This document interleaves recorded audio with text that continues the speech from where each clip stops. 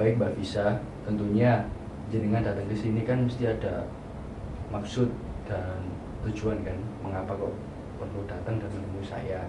Nah kalau boleh tahu itu kenapa ya Mbak Visa, atau ingin sesuatu yang disampaikan seperti apa? Jadi gini Mas Guntur, belakangan ini saya tuh sering banget ngerasain overthinking. Itu kepala saya tuh berisik banget, kayak selalu aja yang dipikirin itu yang hal-hal buruk, padahal itu kan belum kenyataan gitu loh. Dan itu tuh sangat ganggu saya buat menjalani aktivitas-aktivitas itu. Kadang setiap malam ketika mau tidur itu kadang kepikiran, overthinking lah ya pastinya. Nah dari situ tuh sampai gak bisa tidur. Saya gak bisa tidur karena kepikiran akan hal itu gitu loh. Padahal itu kan hanya pikiran-pikiran saya saja gitu. Bahkan sampai saya udah merem, udah mau tidur itu masih berisik banget. Oke, baik. Nah Mbak Visa, ini untuk sesuatu yang membuat menjadikan kepikiran ini sudah terjadi atau belum terjadi sebelumnya? Saya cerita ya. Jadi tuh di bulan November, sebenarnya emang saya lagi sakit. Nah, saya baru periksa di bulan November. Nah, di bulan November ini saya ke RSUD, terus saya dirujuk ke spesialis ortopedi. Nah, sama spesialis ortopedi ternyata langsung dirujuk ke bedah. Nah, sama dokter bedah ini saya didiagnosa ada tumor di bagian tulang belikat saya dan itu harus segera dioperasi. Tapi karena waktu itu lagi mendekati ujian, jadi saya mundur untuk bilang ke dokternya, dok kalau misal Januari gimana gitu. Oh ya udah, berarti datang ya Januari ya, harus datang ya gitu. Iya dok, saya datang. Nah tapi karena pulangnya saya mengalami kecelakaan, jadi saya mau gak mau harus mundur operasi tersebut kan. Terus sampai sekarang pun saya belum melakukan operasi tersebut. Tapi ini lama kelamaan tuh karena tumor kan berupa benjolan ya. Saya gak tahu itu tumornya jinak apa karena, saya belum tahu. Nah itu yang ada di pikiran saya, ini tuh tumornya jinak apa ganas gitu loh. Apalagi dari bulan November ke bulan April ini tuh tumbuhnya itu semakin besar. Yang awalnya cuman segini terus tiba-tiba tuh semakin besar gitu loh. Pasti kan saya mikir, oh apa ini ganas ya. Nah itu sih. Sebenarnya kan juga saya mau periksa lagi itu takut karena kan kok gak ada pemeriksaan. Biasa kan kalau kayak gitu ada USG, terus MRI atau CT scan atau apapun itulah. Tapi ini cuma dipegang lalu besok operasi ya, langsung didiagnosa kalau saya ini tumor gitu. Oke, baik Mbak Visa. Nah setelah mendengar yang jenengan sampaikan tadi, intinya saya cukup prihatin juga ya apa yang terjadi pada Mbak Visa. Tapi kalau boleh pada kesempatan ini saya minta tolong Mbak, jadi coba gambarkan sesuatu yang dirasa ini menjadi suatu permasalahan yang jenengan alami sekarang. Gambarkan saja dengan apa ya, saya nggak minta bagus, intinya nanti saya bisa memahami apa yang saya gambarkan sehingga saya bisa tahu. Ini bebas gambarnya? Bebas gambarnya. Kasih ya. waktu nggak? Kasih waktu nggak ya? Kasih waktu boleh, mungkin 2 menit ya maksimal, monggo digambarkan aja.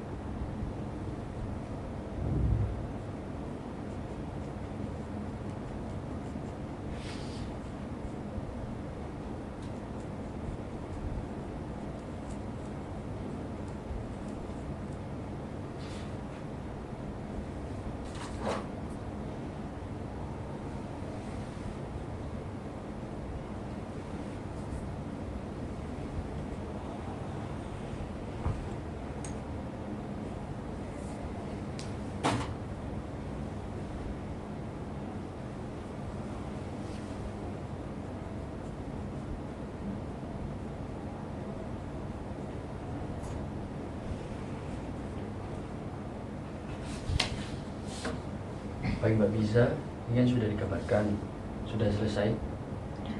Baik. Ini menggambarkan sosok perempuan ya? Ya. Dengan ciri-ciri rambutnya kriwul, benar tidak? Atau apa ini? Hijab atau seperti apa? Itu rambutnya pendek. Oh gitu. Tapi itu apa ya? Gak tahu ya. Oke. Oh ini perempuan ini rambutnya pendek gitu. Ya, sebenarnya itu kan apa yang kayak gitu tuh cuma di bagian kepala atas aja sih yang. Oh gitu. Ini dengan ekspresi yang sedih, bener ya? Ya sesuai lah. Oke, baik. Karena itu saya menggambar lebih ke kondisi sih. Ya. Oh gitu. Kalau boleh tahu Mbak, ini siapa yang jenengan gambarkan pada sosok ini dan mengapa saya menggambarkan ini? Boleh juga. Boleh. Ini tuh saya gambar diri saya sendiri waktu itu. Jadi karena setiap malam ini saya selalu overthinking, selalu kepikiran semua hal yang belum terjadi. Terus setiap malam juga saya nangis. Jadi saya mengekspresikan diri saya di sini. Terus gambar ini tuh apa ya, lebih ke isi apa yang saya pikirin. Jadi tuh kayak bener-bener di sini tuh kayak beneran apa ya? Jelimet gitu atau Iya. ruwet gitu ya? Iya, ruwet gitu. Padahal kan. Tapi kalau pagi tuh kadang ya udah lewat gitu. Cuma kadang malamnya terus ya. Ini lebih ke kondisi malam hari. Gitu. Baik. Kalau boleh tahu yang membuat sampai menggambarkan diri sampai sendiri dengan ungkapan yang seperti ini, seperti ruwet, jelimet, yang mendasarinya apakah karena sesuatu yang terjadi dan disampaikan di awal tadi? Iya. Masalah kesehatan tadi. Iya, karena itu yang saya hadapi saat ini. Jadi makanya saya datang ke Mas Gontor ya karena itu. Karena saya juga bingung mau cerita ke siapa, mau bilang ke siapa. Karena kan setiap pikiran-pikiran yang saya punya itu kan selalu saya simpan sendiri, saya pendam sendiri. Sebelumnya terkait kondisi yang sekarang dari orang tua seperti apa Mbak? Kalau ada saran dari kedua orang tua sebaiknya gimana? Dari orang tua sih malah terserah saya sendiri gitu. Kalau kamu mau, kalau kamu siap ya udah nggak apa-apa, ayo gitu. Kalau kamu nggak mau nggak siap ya terserah kamu gitu. Dari situ yang membuat saya bingung gitu. Jadi kayak saya ini gak ada arahan apapun gitu dan harus apa gimana itu saya nggak tahu gitu. Terus saya bingung buat memutuskan itu. Ya jadi cek mau tidur juga yang waktunya istirahat malah buat mikir. Dan itu aku bingungnya tuh malah gak bisa apa ya, berhentiin pikiran-pikiran itu gitu loh. Karena memikirkan kondisi yang saat ini kemarin. Iya, justru malah aku pernah kealian sama scroll TikTok kan. Tapi justru malah FYP di TikTok sosial media ini yang sedih-sedih gitu loh. Jadi kan malah kesentuh gitu, malah membuat aku semakin mikir gitu. Makanya saya bingung banget sih ngelakuin hal apa lagi gitu ya, biar kepikiran. Oke, baik. Dan kalau tadi peran orang tua pastinya mendukung ya tentang apa yang ingin dilakukan oleh Mbak Bisa mengenai kelanjutan terkait kondisi yang sekarang kan. Nah, kalau dari Mbak Bisa sendiri sebenarnya anganannya seperti apa? Kepinginnya seperti apa? Iya. Ya, kalau ingin sembuh kan pasti.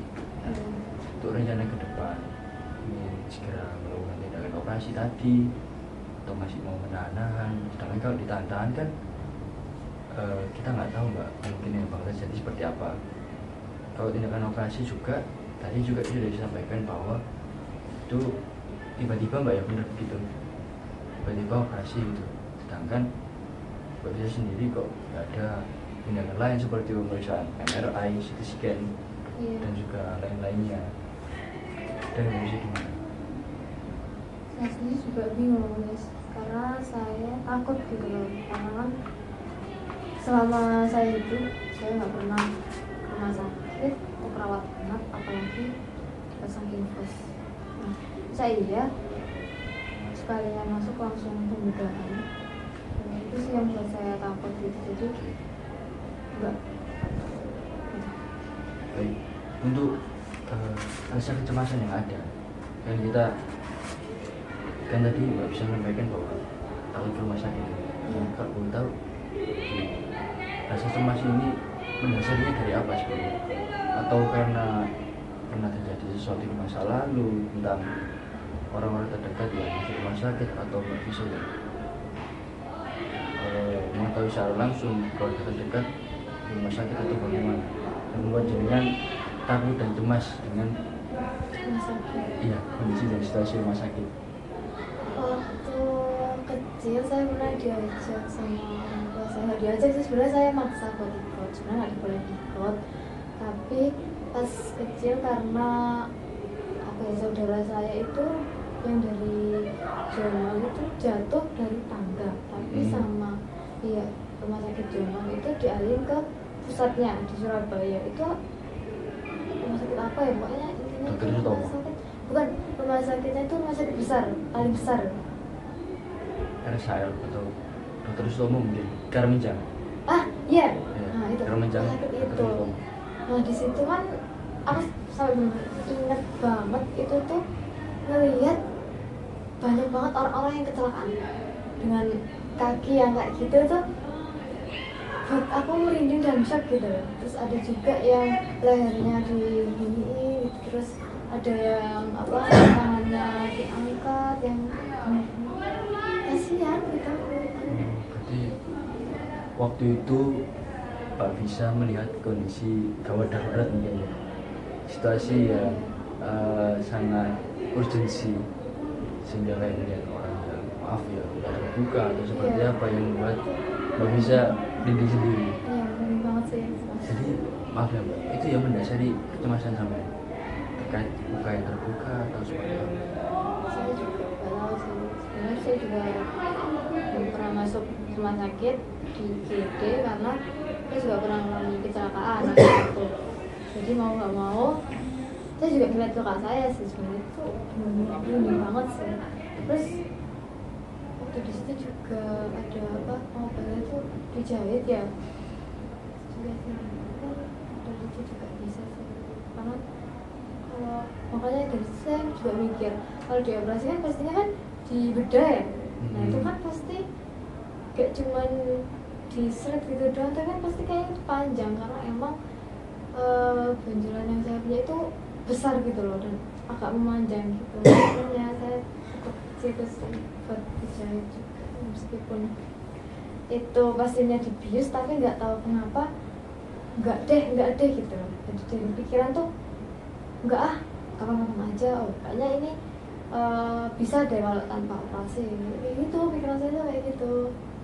Tapi di sisi lain tuh malah mikir yang enggak gitu ya, kalau umur aku pendek gimana gitu ya, kalau kamu mati bisa gimana, kayak gitu. Oke, baik. Soal kondisi kecemasannya ini kan memang tentang situasi bedah Pak ya. Kalau melihat yang dibuka daripada organ tubuh nggak bisa, merasa takut sekali seperti itu. Sedangkan pada kondisi yang sekarang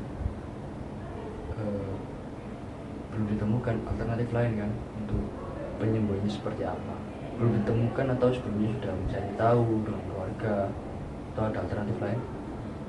Sudah mencari tahu, udah ke dokter juga, cuman ya kebanyakan dokter itu hanya menyarankan operasi. Jadi salah satunya operasi. Pernah saya tanyakan, selain operasi apa ya dok gitu, ya nggak ada, karena emang bisanya operasi. Karena kan udah pernah berobat juga, dikasih obat, tapi tetap gitu loh. Jadi obat itu tuh nggak ngefek. Mungkin hanya, maaf ya, kayak misalnya saya nggak tahu ya, mungkin hanya mengurangi rasa nyeri yang ada, dan nyerinya ya. Ada. Nah, mungkin seperti itu, tapi tidak untuk menyembuhkan kan. Kalau mengetahui tadi yang disampaikan oleh dokter kan, tentunya yang menyampaikan juga spesialis Pak ya. Memang tindakan yang diperlukan pengangkatan yang seperti itu. Kalau dari kondisinya sekarang kan, tentunya kalau kecemasan itu selalu ada yang bisa, sedangkan kan kebutuhan yang kejadian yang ada di sekarang perlu diperbaiki dan disembuhkan itu ada di Mbak Visa sendiri. Intinya saya juga berharap ini juga segera selesai, bisa juga tentunya pengen segera sembuh seperti itu. Ada lagi tidak yang mendasari ketakutan ini untuk dilakukannya operasi? Ada nggak? Tapi ini dulu deh, dari pikiran-pikiranku tiap malam itu ada nggak, sebentar ada nggak sih cara ngilangnya itu gimana sih biar akunya nggak terus kepikiran gitu. Oke, baik. Saya juga berbagi satu pengalaman yang saya alami Mbak ya. Kebetulan saya adalah pasien rawat jalan epilepsi. Setiap bulan saya rutin memeriksa kepada dokter spesialis untuk kondisi kesehatan saya, dan juga minum obat tiap hari 1 hari 3 kali. Saya ada di masa fase Mbak Visa ini di tahun pertama ya. Saya sudah 3 tahun sekarang. Kondisinya yang sama, memikirkan bagaimana saya besok, apakah bisa sembuh. Tiap hari minum obat ya. Tiap hari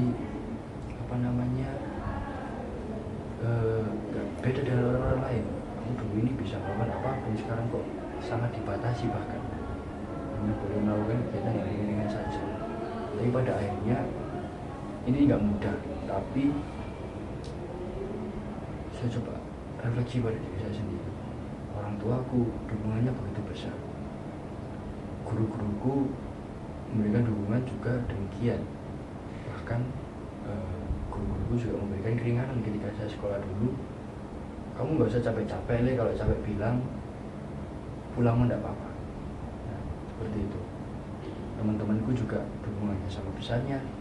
Kalau ada aktivitas yang berat, pasti memberikan keringanan kepada saya. Nah, tentunya ini kan apa ya?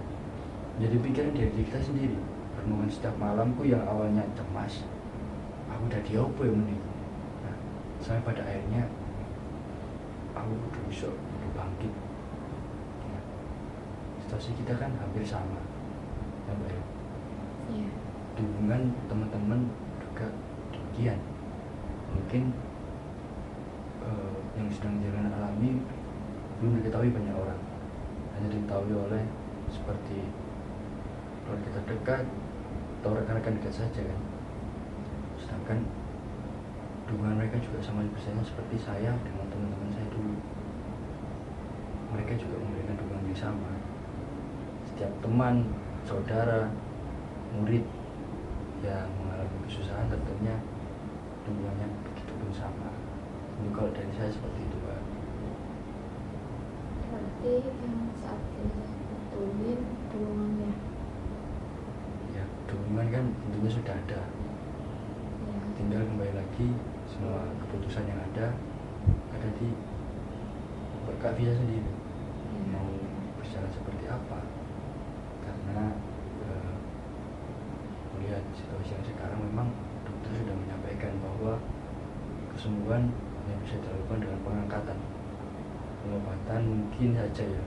Ini saya kan juga promotif yang hal itu hanya memberikan efek untuk mengurangi daripada rasa nyerinya saja. Ada lagi yang mau disampaikan Mbak Visa? Cukup sih, benar. Udah membuka pemikiran saya. Ya, tentunya saya juga berharap besar ya. Itu pun dukungan yang saya berikan